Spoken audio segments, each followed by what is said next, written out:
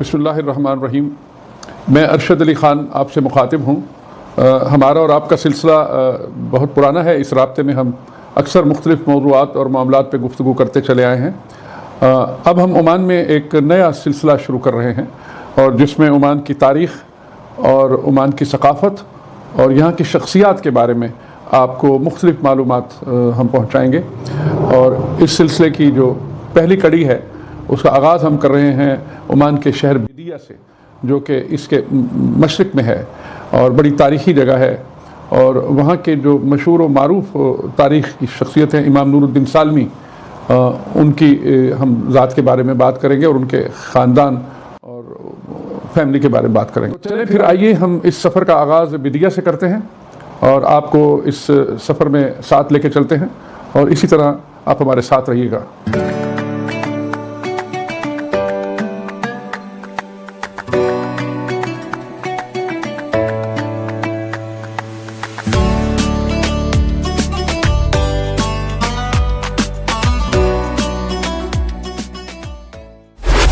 Welcome to my city. Welcome to Bidya.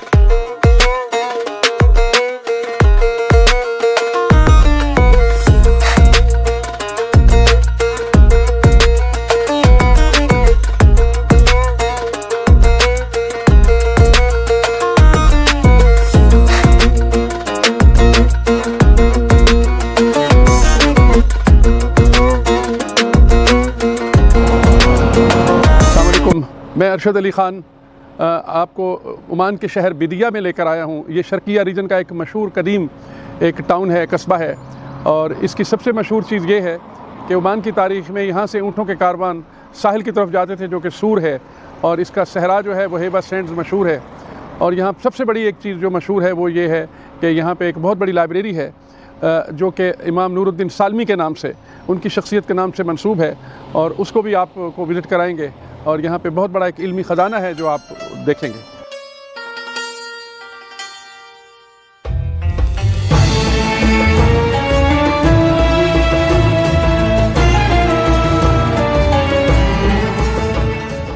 آئیں آج ہم آپ کو عمان کی تاریخ کا ایک وہ خاص باب دکھاتے ہیں جو ایک قدیم لائبریری ہے، جو کہ امام نور الدین سالمی کے نام سے منسوب ہے، اور یہ شرقیہ ریجن میں عمان کے بدیہ کے علاقے میں ہے۔ آئیے ہم آپ کو اس کا وزٹ کرواتے ہیں۔ یہ ایک بہت بڑا علمی کتب خانہ ہے۔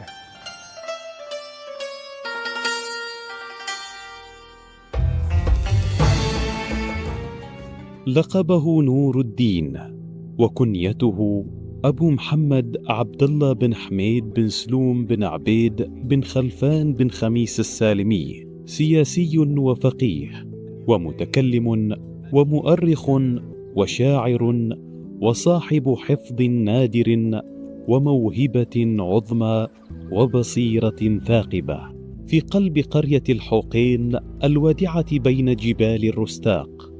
فتح نور الدين السالمي عينيه على نور القرآن، يرتله في مدرسة والده بصوت يانع يحمل براءة الطفولة وأحلامها.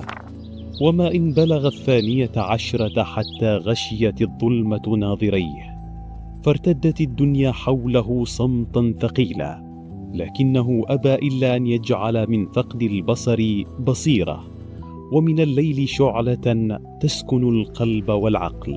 ورحل مع أسرته إلى بلدة الخبة بالسويق باحثا عن العلم، غير أن خطواته لم تعرف الاستقرار طويلا، إذ ما لبث أن عاد مجددا إلى الرستاق التي كانت حينها تزخر بعلمائها الأفداد ورواد المعرفة. راح يجوب مجالس العلم ومجالس العلماء، ينهل من معينهم حتى صار اسمه يشار إليه بالبنان. ويضرب به المثل في الفطنة والاجتهاد.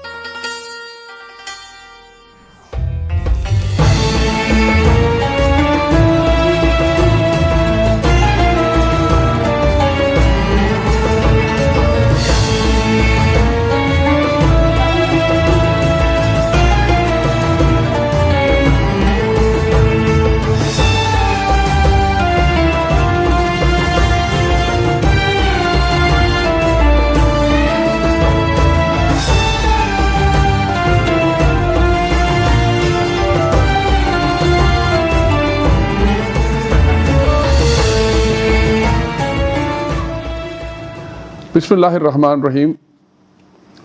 मैं आप लोगों से अरशद अली ख़ान ओमान से ख़िताब कर रहा हूँ, और जैसा कि आप पहले मुझे यूट्यूब पे मुख्तलिफ़ वीडियोज़ में देख चुके हैं, हमने मुख्तलिफ़ मामलात पाकिस्तान के और ओमान के मौज़ूआत पे बात की है।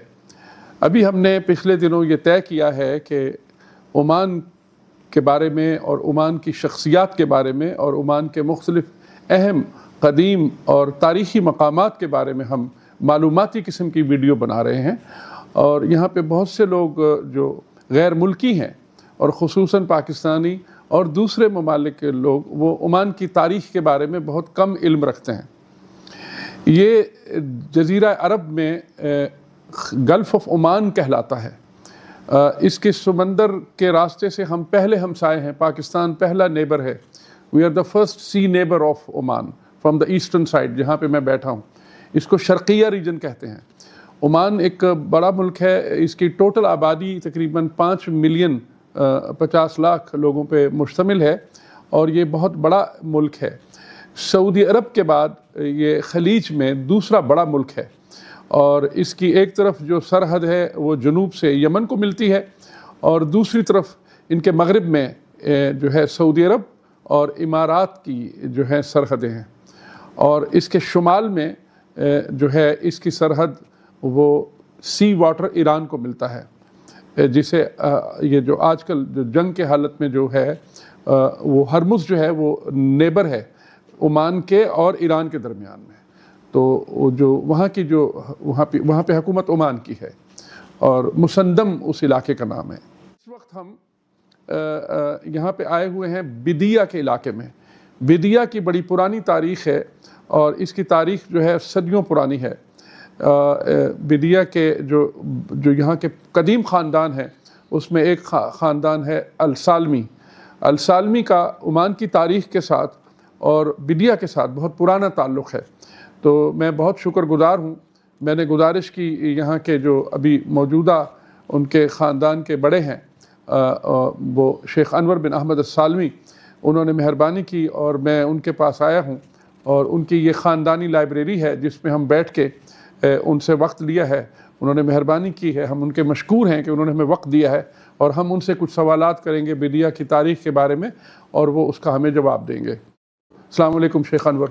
वालेकुम सलाम व रहमतुल्लाहि व बरकातुहू। कैफ हालकुम तय्यबीन इंशाअल्लाह? अल्हम्दुलिल्लाह रब्बिल आलमीन। अवलन नक़द्दमुकुम कसीर मिन अश-शुक्र वल तक़दीर, अंतुम आतीना वक्त बिहादल वक्त अल-गाली व नहनु जीना फ़ी बलदकुम व ख़ासतन अल-मकान अल-बिदिया व तारीख़ लकुम व तारीख़ उसरतकुम करीमा व बग़ैत इस्तफ़सर लअन्नो कैफ़ तारीख़ अल-बिदिया। العفو، أنتم على الرحب والسعة في أي وقت. أهلا وسهلا بكم في بدية. بدية تاريخها تاريخ أي بلد، قرية كونت في سلطنة عمان. التجمع السكاني عادة هو الذي يؤدي في الأخير إلى إنشاء القرى ووجود المياه. سابقا كانت المياه ولا زالت محل إقامة القرى أو كيفية تكون التجمعات السكانية. بدية ليست بمختلفة عن البقية. وجود الأفلاج هي اللي أدت إلى وجود بدية. سكانها البدية في الأساس هم الحجريين، هم من سكنوا وهم من كونوا بدية كتكوين. طبعا لاحقا التحق بها عدد من القبائل، كالعادة في سلطنة عمان لا يقتصر على تكوين واحد،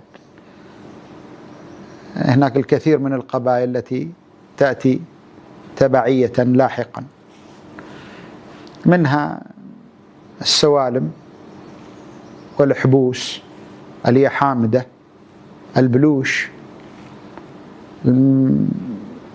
كلها أتت وكونت ما الآن معروف ببدية.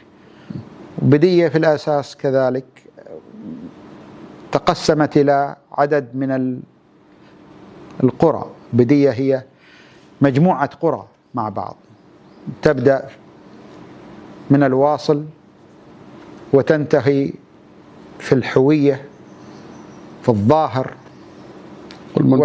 والمنترب، الغبي، إياحس، هاتو، شاحك، الراكة، كلها مكونات لبدية. जैसे शेख साहब ने फरमाया कि ये मुख्तलिफ जो है गांव हैं बिदिया में, उसकी तारीख़ बहुत पुरानी है और ज़्यादातर ये जो बिदिया था ये गुज़रगाह थी मुख्तलिफ क़बाइल की। ये मुख्तलिफ क़बाइल यहाँ के आबाद हुए और उसमें उन मुख्तलिफ क़बाइल के इन्होंने नाम भी लिए, जिसमें मेन कबीला हजरी था, उसमें फिर अलसालमी भी हैं, उसमें दूसरे क़बाइल भी हैं, बलोशी भी हैं, और ये क़बाइल यहाँ आबाद थे पुराने और इनकी हिस्ट्री थी। और फिर ये मुख्तलिफ ये इनके जो इलाके थे उसमें फ़लज कहा जाता है जहाँ से पानी गुज़रता है, नेचुरल वाटर जहाँ से गुज़रता है, तो वहीं पे ही ये लोग आबाद हुए और फिर ये उनके जो है ये गुज़रगाह थी शर्क़िया की तरफ, सूर की तरफ। तो ये इसकी बैकग्राउंड है। Okay Sheikh Anwar, now I would like to ask you, please tell me the history of Imam Nuruddin Salmi, because Imam Nuruddin Salmi has got a great name in the history of Oman as an alim, as an imam, and as a great scholar of Islamic history in Oman. And there are a lot of books about him, alhamdulillah, and you are still holding the heritage of that Kanz of book, Kanz al-Ilm Hadha. Well, I would like you to please comment about your great-grandfather and a bit history about your family, please. Alhamdulillahi Rabbil Alameen. Al-Imam Nuruddin Al-Salmi is a well-known scholar, not only in Oman, even outside of Oman.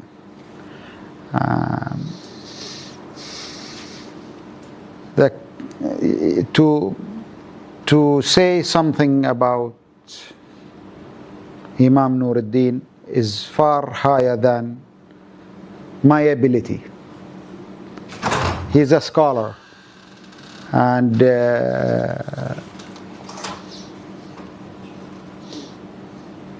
at the time of his existence, Oman was a little bit under a lot of stress.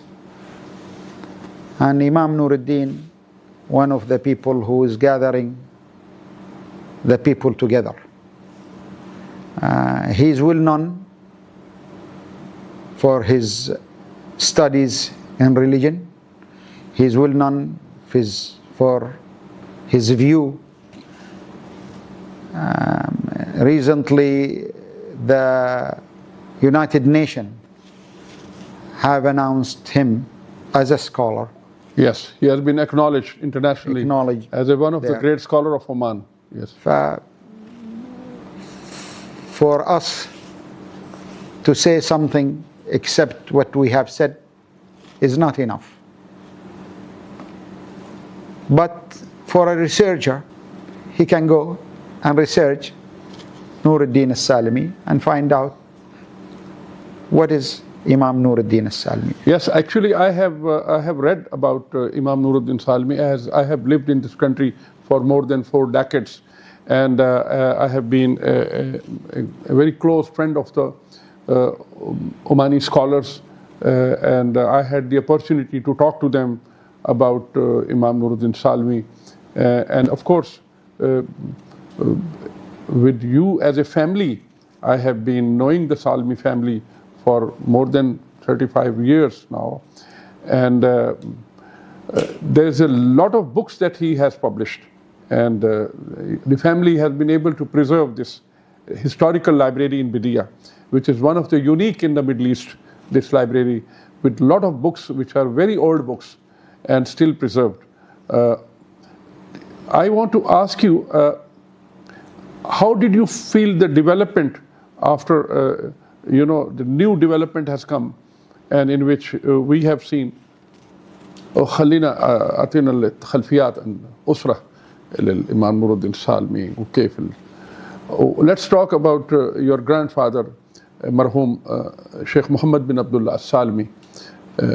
What was his contribution to preserve the history of the family, being a son of Sheikh Imam Nuruddin Salmi, please. الإمام نور الدين السالمي أكبر عياله كان الشيخ محمد بن عبد الله جدنا. He was your grandfather.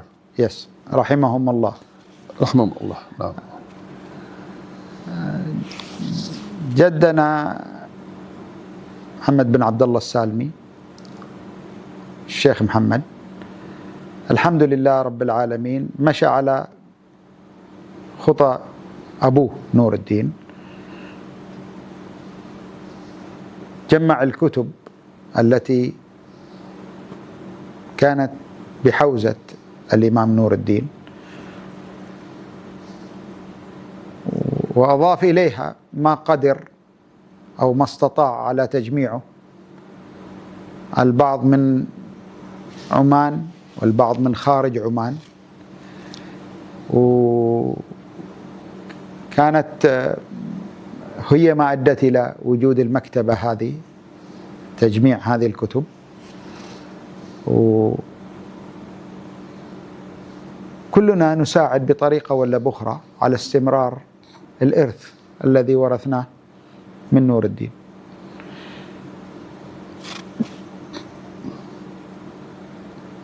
بعض منا توجه للدراسات الإسلامية، والبعض الآخر توجه للدراسات العامة، بس الجميع يصب في إناء واحد.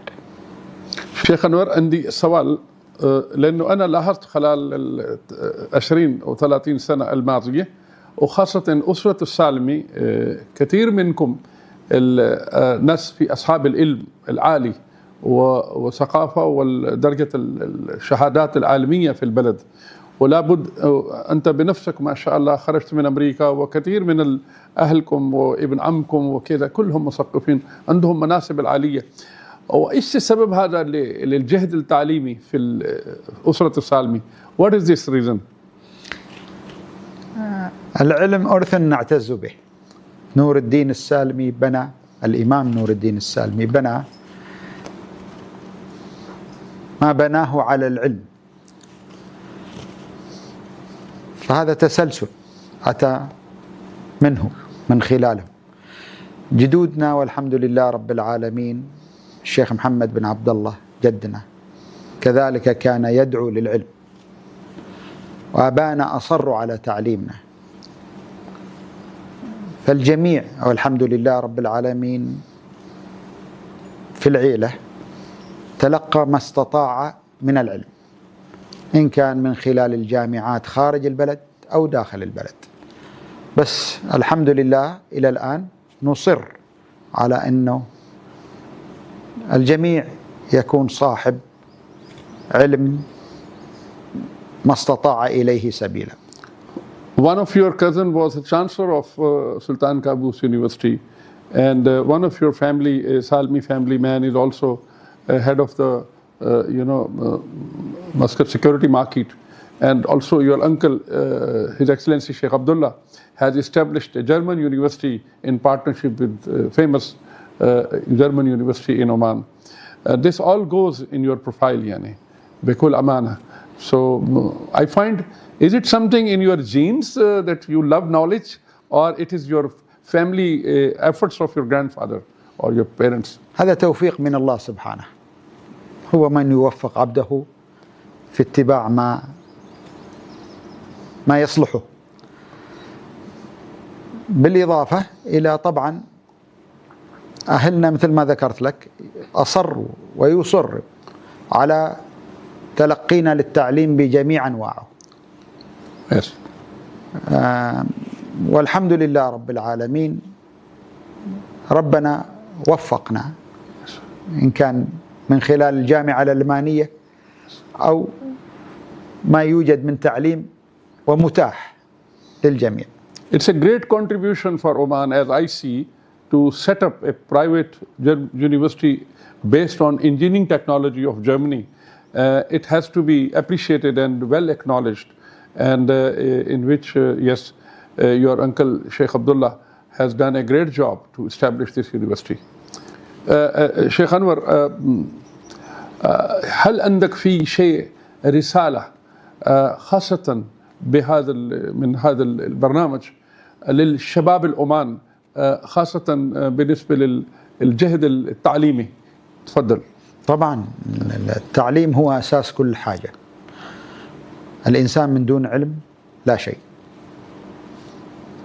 جاهل، والجهالة مرة، ظلام، والتعامل معها علم نور، ظلام، والجهالة ظلام. نور. نعم، العلم نور. Yes. يجب أن لا يقف الإنسان على الإطلاق عن تعليم نفسه. العلم يجب أن يكون من المهد إلى اللحد، وهو كذلك حتى للغير المتعلم. عندما تعلم البني آدمين أنت تخلق منه إنسانا ناجح، إنسان مفكر، إنسان يسعى لتطوير ذاته ونفسه وعالمه. وهذه أساسيات في التطور والنجاح. العالم من حولنا كله قد بنى، ونحن أيضا لا بد أن نبني، ولن نبنيه من دون علم. والعلم الآن متاح بجميعه، عليك فقط تلقن العلم أو استيعاب العلم هو واجب أصبح، وليست اختيار. العالم المتقدم بنى نفسه على العلم،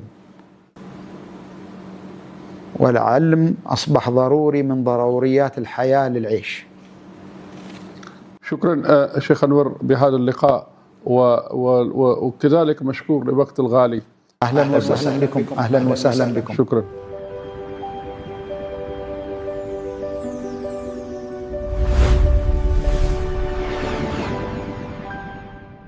हम जहमत दे रहे हैं शेख हमज़ा बिन सुलेमान अल सालमी को, जो कि उनके जद्द अमजद भी वही हैं, शेख नूरुद्दीन सालमी की औलाद हैं, और इनकी जो तालीमी पस मंज़र में ये अलूम इस्लामिया के मुतखस्सिस हैं, और ख़ुद भी जो है यहाँ पे एक बहुत बड़ा इंस्टीट्यूट है हुकूमत का जो अलूम दीनिया पे मुख्तस है, उसके इख्तिसास है, और उसी में आप काम करते हैं। और आप भी उनके शेख मोहम्मद बिन अब्दुल्ला के पोते हैं, ग्रैंडसन हैं।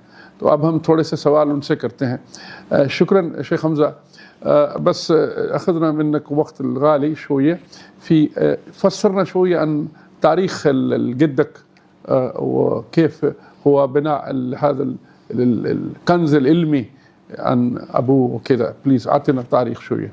شكرا جزيلا لكم. طبعا نتكلم عن الإمام نور الدين السالمي. الإمام نور الدين السالمي كان نشأة عصامية، الله سبحانه وتعالى ألهمه العلم ووفقه لذلك، فكان من صغره حبه للعلم وأيضا للتأليف وإخلاصه لله سبحانه وتعالى. فتح الله عليه أبواب العلم وقلوب الناس، كان محبوب أما عند الناس، وكتبه مرغوبة لدى الناس كثيرا في قراءتها والتعلم عليها. نور الدين لما بسبب هذا التكوين جعله أنه هو مؤلف للكتب، لأنه لديه يتجاوز 40 مؤلف كتبه التي ألفها، ما شاء الله ما شاء الله. وبعض المؤلفات تتجاوز الأجزاء الكبيرة، 4 أجزاء 8 أجزاء بعض المؤلفات. وألف في مختلف العلوم، منها الفقه، منها التاريخ، منها الحديث، منها النحو، في الشعر، في الفقه، أصول الفقه أيضا. فبسبب هذا كان الذي يؤدي إليه أنه يقتني الكتب، فكان اقتناؤه للكتب ضرورة لأجل هذه التأليف. طبعا الإنسان عند تأليفه يجب أن يرى ما ألف قبله، الذين ألفوا قبله إما أن يزيد، إما أن يكون مثل تأليفهم أو أكثر منهم، أو كيف يكون التأليف لاعتماده للمصادر والمراجع التي لديه. طبعا تكونت بعد ذلك المكتبة التي ترونها تأسيسا استمر على هذا النهج ابنه محمد الشيبة، الذي أكمل تكوين والده لتأسيس المكتبة بهذا الشكل. As you very rightly said, Sheikh Hamza, that Imam Nuruddin Salmi, he has published about 40 books, and each book had different volumes. And I understand that Imam Nuruddin Salmi, in his life, he has done a great work on fiqh, Misl Ma Tfaddalt, as you said, and he has done a great service to the knowledge of Islam and fiqh. But I believe he was not able to see how he got all this knowledge and ilm in his mind and published these books. This to me, it's a miracle, a mu'jiza. Can you please enlighten me on this? أنا أرى هذا توفيق من الله، وهذا التوفيق من الله سبحانه وتعالى سببه الإخلاص. يعني الإنسان إذا أخلص لله سبحانه وتعالى يوفقه الله سبحانه وتعالى حقيقة. وهو نور الدين السالمي نعتبره آية من آيات الله، أنه حقق هذا سبحان الله العلم المعرفي التأليفي الموسوعي في عمر قصير. Research. يعني هو توفي وعمره لم يتجاوز 49 سنة، 48 سنة Only 46 years. وأشهر، 48 سنة وأشهر يعني. ولكن في هذه هو بدأ التأليف وعمره 17 سنة. في خلال هذه الفترة القصيرة ألف هذه المؤلفات الكثيرة. هذه فتوحات من الله سبحانه وتعالى. Unbelievable. From 17 years, 46 years, he did all this knowledgeable work and 40 books and with different volumes. A great job. نعم. نعم. الله سبحانه وتعالى فتح له فتوحات، والحمد لله هو توفيق من الله سبحانه وتعالى أنه ألهم بذلك، أنه وكان في نفس الوقت هو ضرير لا يرى. Yes. فهو لا يرى، فيحتاج إلى من يقود أو حتى يكتب عنه. فالله سبحانه وتعالى سخر له ذلك، أنه هو يملي على تلامذته. Yes. فكانوا يكتبون عنه الكتب. فهذا إلهام من الله سبحانه وتعالى، توفيق من الله سبحانه وتعالى أن هذا الإنسان يؤلف هذه المؤلفات. وهذه المؤلفات قيمة، لأنها أعادت تكوين المدرسة الإباضية في المعنى الأصح الآن بمفهوم جديد وتأليف منهجي جديد يعني. وأصبحت كتبه هي المعتمد الأساس. بعد ذلك كل من جاء من العلماء بعد نور الدين السالمي يعتمدون على كتب نور الدين السالمي في تكوينهم العلمي. Yes, because he has contributed a great effort to make this society with the religion and also with the tolerance of other religions. يعني في قبولية للمذاهب الأخرى في العمان، وفي هذا السبب نحن وجدنا في العمان، عمان فيها أمان وليس فيها مشاكل مذهبية والحمد لله رب العالمين. And I think this is a great contribution of Imam Nuruddin Salmi, because he was mujtahid on these things and he has done a great job. هو الإسلام كمعنى شامل وشمولي ليس فيه تعصب. Sheikh شيخ حمزة، إيش رأيك شخصيا كأنت من الأولاد من هذا الإمام العظيم؟ هو علوم وخاصة كتيب وخاصة بناء مثل ما تفضلت التلاميذ وبعدين كتيب يستفيدوا العلماء الحالي، وخاصة كيف هو جايب المجتمع العماني قرب في المختلف المذاهب، والحمد لله عمان فيها مجتمع بالشكل العام متفاهمين ومتسامحين، وليس عندنا في العمان والحمد لله أنا عشت كثير من عمر هنا وشايف القبولية والاحترام لجميع المذاهب وما فيها أنصرية بهذا الموضوع. أنت تشرفني بهذا رأيك يعني بهذا الموضوع، تفضل. هو هذا أساس الإسلام. نعم. الإسلام أساسه أنه ليس فيه عصبية، وهذا كانت صياغة الإباضية له لما أخذوا من المنبع الأساس أنه لا تعصب في ذلك. وحتى نور الدين السالمي صاغ هذه كان في جملة في قصيدة له: ومن أتى بالجملتين قلنا إخواننا وبالحقوق قمنا. يعني ومن أتى بالجملتين التي هي شهادة أن لا إله إلا الله وأن محمد رسول الله، نعم. نقول إخواننا ولهم حقوق وواجبات، فحقوقهم التي لهم صيانة حقهم، أموالهم، دماءهم، عرضهم، هذا دخلوا في الإسلام، فيكون لهم حقوق وعليهم حقوق وواجبات، فهذه حقوق لهم من دام أنهم دخلوا في ملة الإسلام. فهذه ليست تعصبية مذهبية، هذه كإسلام، فيجب أن تفرق بين هذه المسألة، فأساسها أساسها الإسلام. This is a great job, especially today, Sheikh Hamza. But we see in the world is Islamic phobia, and people are talking about Islam, that Islam is, mutshaddid, Islam is extremist. But the fact is that Islam, in true sense, Mr. Matfadal, gives harmony and closeness to the society and tolerance. يعني بكل أمانة, this is a fact. أيوة.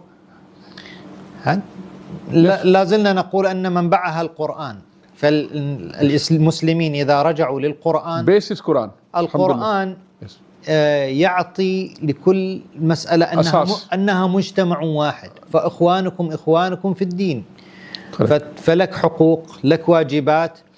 الذين يخلقون مسألة الإسلاموفوبيا في هذا العالم يخلقون هذا السبب بسبب بغضهم للإسلام، ويحاولون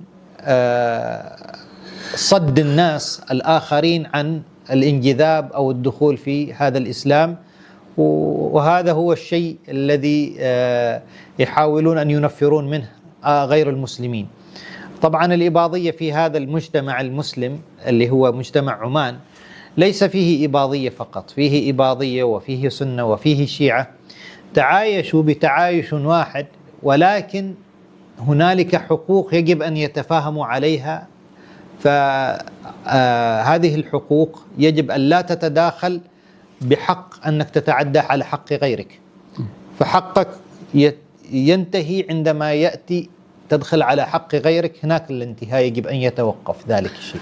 شيخ حمزة، هل بعد إمام نور الدين السالمي هل من آبائكم وأهلكم للأولاد السالمي هل في شخص ثاني الذي مؤلف في الكتيب والبحث تحقيق الإسلامي بعد إمام نور الدين شفتوا فيه؟ طبعا هو ابن محمد الشيبة. نعم. الذي هو في هذا الكتاب. نعم. أكمل مسيرة والده، كان يكمل مسيرة والده في حفاظ على الكتب.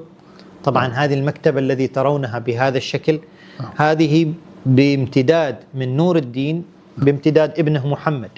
محمد أكمل مسيرة والده أنه جمع احتفظ بكتب والده نور الدين، كان أيضا مؤلف للكتب. Your grandfather. نعم. فكان مؤلف أيضا للكتب. فكان تأليفه للكتب ينبغي أنه كان يشتري من الكتب أيضا لأجل يطلع على كتب أخرى. فكان يشتري الكتب لأجل يطلع عليها. تكونت في العصر الحديث في عهد السلطان قابوس هذه المكتبة على هذا الشكل في عام 1983 للميلاد، بنيت بهذا الشكل الحديث. ما شاء الله. هل في بعض الكتيب الذي موجود مؤلفين من الإمام نور الدين السالمي عندكم في المعهد الإسلامي وفي التعليم الإسلامي في مختلف الكليات والجامعات؟ Is it yani in different colleges and universities, are you teaching the books of Imam Nuruddin Salmi? نعم، لا زالت كتب نور الدين السالمي تدرس وأصبحت هي مراجع ومصادر. Yes. هو عنده كتبه في نواحي كثيرة، يعني مثلا الكتاب المصدر الأساسي في تاريخ عمان هو كتاب نور الدين الذي ألف تحفة الأعيان ما شاء الله. بسيرة أهل عمان. هي جمعت تاريخ عمان من قبل الإسلام إلى عهد نور الدين السالمي، فهو أصبح مرجع لكل من يريد أن يعرف عن تاريخ عمان يرجع لكتاب نور الدين تحفة الأعيان. ما شاء الله. وأيضا كتبه الأخرى في الفقه معتمدة، وكتبه في أصول الدين في العقيدة معتمدة للمرجع أنها ترجع إليها في أصول العقيدة في ذلك أيضا. نشكرك كثير شيخ حمزة، وأنتم والشيخ أنور ما كسرتوا عن أجدادكم وخبرتونا وعلم الغالي هذا. جزاكم. بارك الله فيكم. أنتم حافظين هذا كنز العلم وحافظين عاداتكم وتقاليدكم. هذا واجب علينا، هذا واجب خاصة علينا. الكنز العلم الذي حافظين أنتم. بارك الله فيكم. شكرا. جزاكم الله خير. أحسنت. وشرفتم مكانكم. أحسنت. جزاكم الله خير. زيارتكم للمكتبة. جزاكم الله خير. بارك الله فيكم. شکر. آئیے اب ہم اس لائبریری کے بارے میں تھوڑا سا اس کی معلومات زیادہ لیں گے، ان کی کتابوں جو انہوں نے محفوظ کر رکھی ہیں اس کے بارے میں تھوڑا علم حاصل کریں گے، اور ہم اس کے بعد انشاءاللہ اگلے ویڈیو میں ہم کسی اور شخصیت کے ساتھ عمان کے کسی اور علاقے میں پھر آپ سے ملاقات کریں گے. بہت شکریہ. تھینک یو ویری مچ.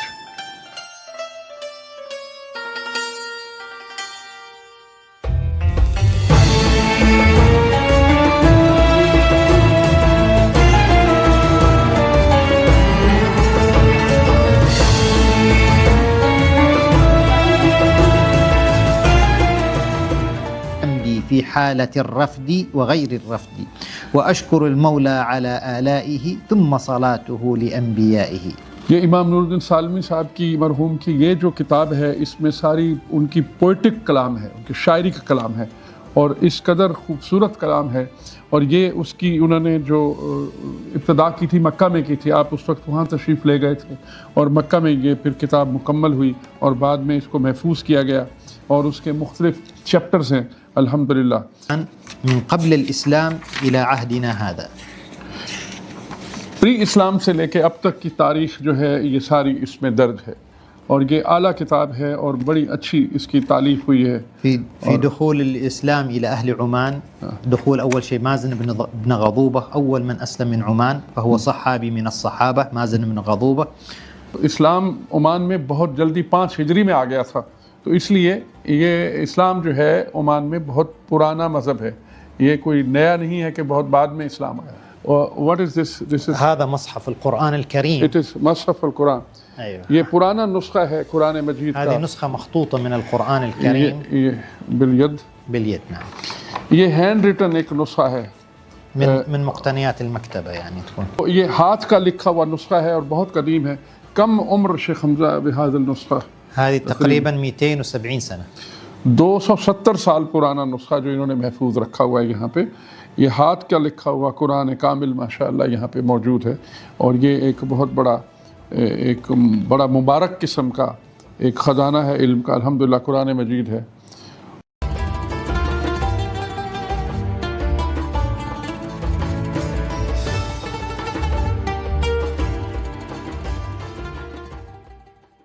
یہاں پہ ایک تاریخی نوادرات ہیں جو عمان کی جو ہسٹوریکل ہیریٹیج ہیں، کہ عمان میں جب کافی پیش کرتے ہیں مہمان کو تو اس کو دلہ کہتے ہیں، دلہ، اور قہوہ اس میں پیتے ہیں.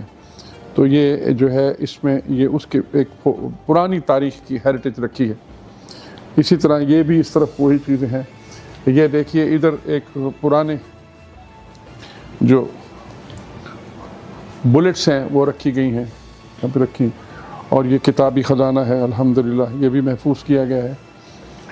قسم كله تفسير القرآن. یہ تفسیر قرآن کا یہ ایریا ہے سارا، اس میں سب قرآن کی تفسیریں لکھی ہوئی ہیں الحمدللہ. وأيضا هذا القسم. ہاں.